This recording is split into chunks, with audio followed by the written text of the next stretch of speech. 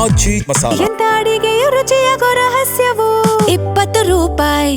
Bidadi township ಯೋಜನೆ ವಿಚಾರಕ್ಕೆ ಸಂಬಂಧಪಟ್ಟಂತೆ ಆರಂಭದಿಂದಲೂ ಕೂಡ ಜೆಡಿಎಸ್ ನಾಯಕರು ರೈತರ ಜೊತೆಗೆ ನಾವಿದ್ದೀವಿ, ರೈತರ ಪರವಾಗಿ ನಾವಿದ್ದೀವಿ ಅನ್ನೋ ತೋರಿಸೋ ಪ್ರಯತ್ನ ಮಾಡ್ತಿದ್ದಾರೆ. ಎನಿವೆ ಇದೇ ಯೋಜನೆ ವಿಚಾರ ಅತಿ ದೊಡ್ಡ ಅಸ್ತ್ರ ಜೆಡಿಎಸ್ ಪಾಳೆಯಕ್ಕೆ. ಹಂಗಾಗಿ ಪ್ರತ್ಯೇಕ ಪ್ರತಿಭಟನೆ, ಪಾದಯಾತ್ರೆ ಆಯಿತು. ಕಾಂಗ್ರೆಸ್ ಸರ್ಕಾರದ ವಿರುದ್ಧ ಮತ್ತೆ ರಣಕಹಳೆ ಮೊಳಗಿಸುತ್ತಿದ್ದಾರೆ ಜೆಡಿಎಸ್ ನಾಯಕರು.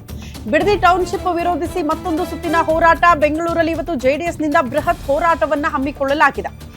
ಬಿಡದಿ ಟೌನ್ಶಿಪ್ ವಿರೋಧಿಸಿ ಭಾರಿ ಪ್ರತಿಭಟನೆಗೆ ಜೆಡಿಎಸ್ ನಾಯಕರು ನಿರ್ಧಾರ ಮಾಡಿದ್ದು ಫ್ರೀಡಂ ಪಾರ್ಕ್ ನಲ್ಲಿ ಬೃಹತ್ ಹೋರಾಟ ನಡೆಯಲಿದೆ ಅನ್ನೋದ್ರ ಬಗ್ಗೆ ಡೀಟೇಲ್ಸ್ ಸಿಗ್ತಾ ಇದೆ. ನಿಖಿಲ್ ಕುಮಾರಸ್ವಾಮಿ ನೇತೃತ್ವದಲ್ಲಿ ಇವತ್ತು ಪ್ರತಿಭಟನೆ ಬೆಂಗಳೂರಿನಲ್ಲಿ ಆಗಲಿದ್ದು, ಹೋರಾಟದಲ್ಲಿ ಮಾಜಿ ಪ್ರಧಾನಿ ಎಚ್ ಡಿ ದೇವೇಗೌಡರು ಕೂಡ ಭಾಗಿಯಾಗಲಿದ್ದಾರಂತೆ. ಕೇಂದ್ರ ಸಚಿವ ಎಚ್ ಡಿ ಕುಮಾರಸ್ವಾಮಿ ಸೇರಿ ಹಲವರು ಈ ಹೋರಾಟದಲ್ಲಿ ಭಾಗಿಯಾಗಲಿದ್ದು, ಬಿಡದಿ ಟೌನ್ಶಿಪ್ ಯೋಜನೆ ಕೈ ಬಿಡಲೇಬೇಕು ಅಂತ ಜೆಡಿಎಸ್ ನಾಯಕರು ಬಿಗಿ ಪಟ್ಟು ಹಿಡಿದಿದ್ದಾರೆ. ಬೆಳಗ್ಗೆ 10 ಗಂಟೆಯಿಂದ ಬೃಹತ್ ಪ್ರತಿಭಟನೆ ಆರಂಭಗೊಳ್ಳಲಿದ್ದು, ವಿಧಾನಸೌಧಕ್ಕೆ ಮುತ್ತಿಗೆ ಹಾಕುವುದಕ್ಕೆ ಜೆಡಿಎಸ್ ನಾಯಕರು ಪ್ಲಾನ್ ರೂಪಿಸಿದ್ದಾರೆ ಅನ್ನೋದ್ರ ಬಗ್ಗೆ ಡೀಟೇಲ್ ಸಿಗ್ತಾ ಇದೆ. ವಿಪಕ್ಷಗಳ ಪ್ರತಿಭಟನೆಯ ಹಿನ್ನೆಲೆ ಪೊಲೀಸರು ಅತಿ ಹೆಚ್ಚಿನ ಭದ್ರತೆಯನ್ನ ಸದ್ಯ ಒದಗಿಸಿದ್ದಾರೆ ಅನ್ನೋದ್ರ ಬಗ್ಗೆ ಮಾಹಿತಿ ಇದೆ. ಒಂದಂತೂ ಬಹಳ ಸ್ಪಷ್ಟ, ಜೆಡಿಎಸ್ ನಾಯಕರು ಈ ವಿಚಾರ ಅಂದ್ರೆ ಯೋಜನೆಯನ್ನ ಕೈ ಬಿಡೋ ತನಕ ಕೂಡ ಈ ಹೋರಾಟ ನಿಲ್ಲೋ ಮಾತಿಲ್ಲ ಅಂತ ಹೇಳಿಬಿಟ್ಟಿದ್ದಾರೆ. ಹಂಗಾಗಿ ಈಗ ದೊಡ್ಡಗೌಡ್ರೆ ಅಖಾಡಕ್ಕೆ ಇಳಿತಾ ಇರೋದ್ರಿಂದ ಹೋರಾಟದ ತೀವ್ರತೆ ಹೆಚ್ಚಾಗುತ್ತೆ. ಆ ಮೂಲಕ ಸರ್ಕಾರಕ್ಕೆ ಹೋರಾಟದ ಬಿಸಿ ತಾಕಿಸೋ ಪ್ರಯತ್ನ ಆಗುತ್ತೆ. ಇದರಲ್ಲಿ ಮತ್ತೊಂದು ಪ್ರಶ್ನೆ ಕಾಡ್ತಾ ಇರೋದು ಬಿಜೆಪಿಯ ಸ್ಟ್ಯಾಂಡ್ ಏನು?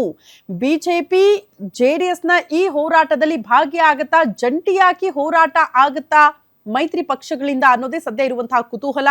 ಎನಿವೆ ಹೋರಾಟದಲ್ಲಿ ಇರ್ತೀವಿ, ನಾವು ಕೂಡ ಜೊತೆಯಾಗ್ತೀವಿ ಅನ್ನಂತಹ ಬಿಜೆಪಿ ನಾಯಕರು ಇಲ್ಲಿ ತನಕ ಯಾವ ಹೋರಾಟದಲ್ಲೂ ಕೂಡ ಕಾಣಿಸ್ಕೊಂಡಿಲ್ಲ. ಅಲ್ಲಲ್ಲಿ ಬಿಟ್ರೆ ನಿರಂತರವಾಗಿ ಹೋರಾಟ ಸರ್ಕಾರದ ವಿರುದ್ಧ ಬಿಜೆಪಿ ನಾಯಕರು ಮಾಡಲೇ ಇಲ್ಲ ಬಿಡದಿ ಟೌನ್ಶಿಪ್ ಯೋಜನೆ ವಿಚಾರಕ್ಕೆ ಸಂಬಂಧಪಟ್ಟಂತೆ.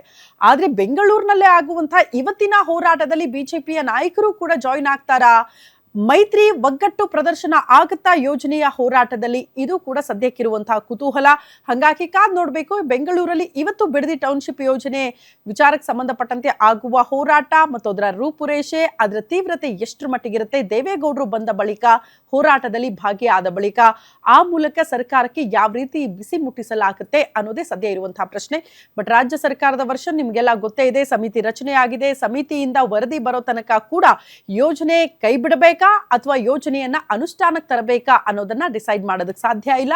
ಹಂಗಾಗಿ ವರದಿ ಬರೋ ತನಕ ನಾವು ಕಾದ್ ನೋಡ್ತೀವಿ. ಅದರ ಸಾಧಕ ಬಾಧಕದ ವಿಚಾರಕ್ಕೆ ಸಂಬಂಧಪಟ್ಟಂತೆ ಪರಿಶೀಲನೆ ಮಾಡ್ತೀವಿ ಅಂತ ರಾಜ್ಯ ಸರ್ಕಾರ ಹೇಳ್ತಾ ಇರೋದು. ಹಂಗಾಗಿ ಈ ಯೋಜನೆಯ ವಿಚಾರ ಜೆಡಿಎಸ್ ವರ್ಸಸ್ ರಾಜ್ಯ ಸರ್ಕಾರ ಅನ್ನುವಂತಹ ಪರಿಸ್ಥಿತಿಯನ್ನ ರಾಜ್ಯದಲ್ಲಿ ಸೃಷ್ಟಿ ಮಾಡಿದ್ದಾರೆ.